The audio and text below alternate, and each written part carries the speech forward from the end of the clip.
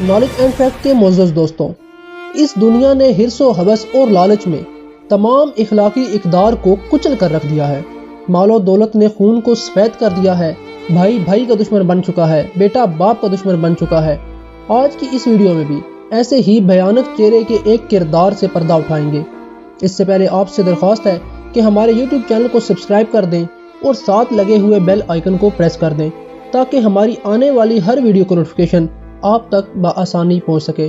معزز ناظرین، یہ دل خراش واقعہ چنیوٹ کے علاقہ ٹھٹھی غربی میں پیش آیا، جہاں دو بدکار اور درندوں نے زیور ہتھیانے کی خاطر سگی دادی کو قتل کر دیا۔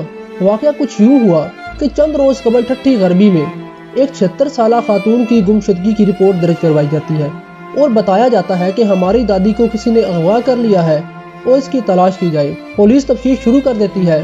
اسی اسنا میں یہ واقعہ سوشل میڈیا پر وائرل ہو جاتا ہے، کیونکہ انہی درندوں نے، جو کہ اس دادی کے پوتے تھے، انہوں نے دادی کی تلاش کے لیے 5 لاکھ روپے انعام مقرر کیا تھا، یعنی جو بھی ان کی دادی کو تلاش کر کے لائے گا اسے 5 لاکھ روپیہ انعام دیا جائے گا۔ اس وجہ سے یہ واقعہ سوشل میڈیا پر کافی وائرل ہو گیا، لیکن کافی دن بیت گئے لیکن بزرگ خاتون کا کچھ اتا پتہ نہ چلا۔ ایک دن پولیس جب معمول کی تفتیش میں مصروف تھی تو اس نے راستے کی CCTV فوٹیج حاصل کر لی، جس میں دیکھا گیا کہ یہ دونوں پوتے حسن اور عادل، جو سگے بھائی ہیں، موٹر سائیکل پر ایک بوری لے کر جا رہے ہیں۔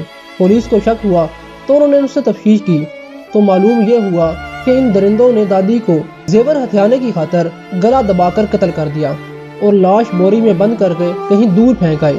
معزز ناظرین، اس واقعہ کے بعد آپ بتائیں کہ اب کس پر اعتبار کیا جائے، اور رشتوں کی تمیز کو ہم بھلا بیٹھے ہیں۔